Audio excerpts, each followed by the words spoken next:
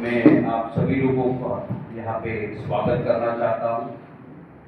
और जैसे आपको पता है कि हम आज डॉक्टर नारायण सुब्बाराव हर्डीकर जी का 50वीं जयंती की पुण्यतिथि के हम लोग यहाँ पे उपस्थित हुए।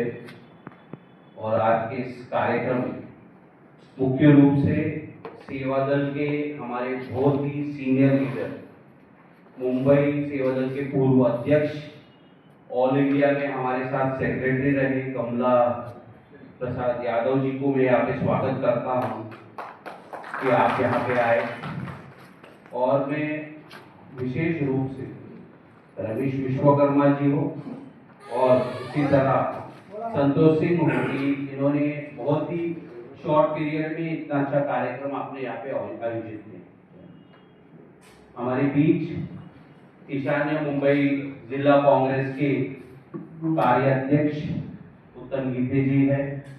हमारे वरिष्ठ मुंबई प्रदेश के डॉक्टर बाबूलाल सिंह जी है, उनका स्वागत करता हूँ। हमारे ब्लॉक अध्यक्ष संजय गहराज जी का स्वागत करता हूँ। उसी तरह कोटवाल साहब है, आपका स्वागत है।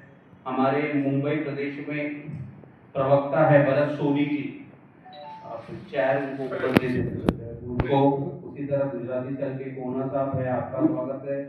आदित्य गीते जी हमारे यूथ कांग्रेस मुलुंड के तालुका अध्यक्ष, उनका स्वागत है। उसी तरह डॉक्टर सचिन सिंह जो पहले हमारे यूथ कांग्रेस के अध्यक्ष, अभी अच्छा काम करते हैं कांग्रेस पार्टी के, उनका स्वागत करता हूँ। अश्विनी जी है, सुनील पाटिल है, तमाम डॉक्टर हमारे डॉक्टर बाबू भाई जी है, उनका स्वागत करता हूँ। इतने तमाम लोग थे, सुनील पाटिल, सभी लोग आप लोग का मैं यहाँ पे स्वागत करना चाहता हूँ। जैसे आप लोग जानते हैं कि डॉक्टर नारायण सुब्बाराव हर्डीकर जी, इनका जन्म 7 मई 1879 को हुआ था। परिवार इनका रत्नागिरी में थे। बहुत ही कम आयु में इनके पिता का साया इनके सर से हट गया, तो हुबली गए रहने। इतना गरीबी से घर से होने के बावजूद उस समय सर्जन वो NRFS करके कोर्स होता था, वो पास किया उन्होंने। मतलब उस समय का जो आज हम MD सर्जन बोलते हैं वो उन्होंने पास किया कलकत्ता से। उसके बाद हायर एजुकेशन के लिए इनको यूनाइटेड स्टेट्स ऑफ अमेरिका जाना था, यूनिवर्सिटी ऑफ मिशिगन में। आपको पता है कि खर्चा होता है, तो इनके पास पैसे नहीं थे। तब उस समय में एक स्टूडेंट अपना बुद्धि का कितना इस्तेमाल करता है वो एक उदाहरण है। जब मैं उनके बारे में पढ़ रहा था, हमारी मुंबई कांग्रेस की महिला अध्यक्षा है, आपका मैं यहाँ पे स्वागत करता हूँ, जयश्री जी।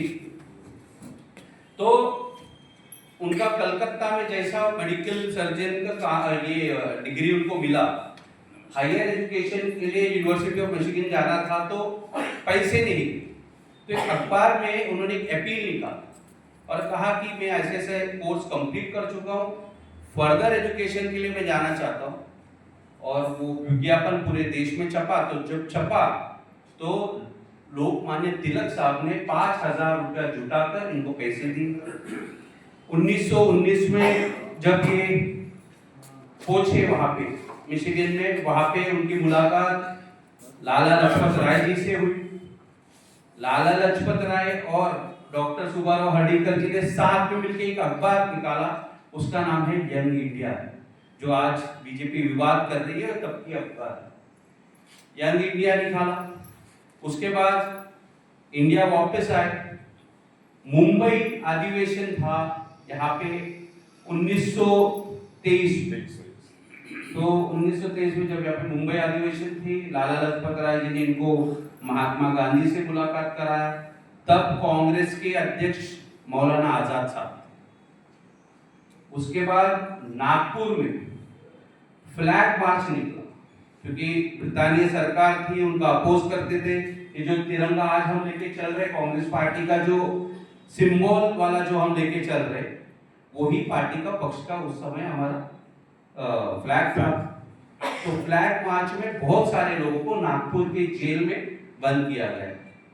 और हर्डीकर साहब ने देखा कि लोग माफीनामा देख देख के बाहर निकल रहे जेल से, और इनके साथ कुछ महाराष्ट्र के और कुछ कर्नाटक के करीबन 200 युवा ऐसे थे जिन्होंने कहा कि हम माफी नहीं मांगेंगे, और वो लोगों को 120 दिन तक जेल में रहना पड़ा। ऐसे एक यंग लोगों की टोली अंदर बैठी, और तभी एक ऐसा प्रयोग, ऐसे उनके दिमाग में ऐसे एक संगठन बनाया जाए जो युवाओं का, और उसके बाद जैसे वो जेल से, हाँ, तो वो जब वो अंदर, मतलब आप समझिए 120 दिन जेल में इसलिए काटा गया क्योंकि ब्रिटिश सरकार के सामने हम माफी नहीं मांगे।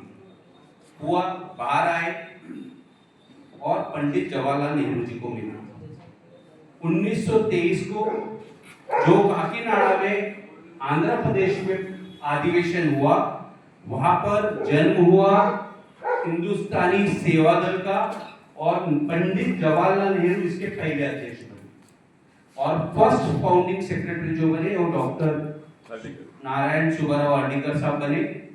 2 बार राज्यसभा इनको भेजा गया पार्टी की तरफ से, पद्म भूषण इनको दिया गया, और आज जहाँ पे हम सभी जो सेवा दल के कार्यकर्ता है देश भर पे, जो 10 दिन का एनटीसी करने हम जाते, कहाँ पे जाके कर्नाटक में गढ़ प्रभा, वहां उस गढ़ प्रभा में मेडिकल कॉलेज सेटअप किया, डिग्री कॉलेज, मतलब वो 500 एकड़ में इतना बड़ा एजुकेशन इंस्टीट्यूट चालू किया, और निःशुल्क है। मतलब सोच विचारधारा व्यक्ति का कितना साफ सुथरा है ये उसी से पता चलता है।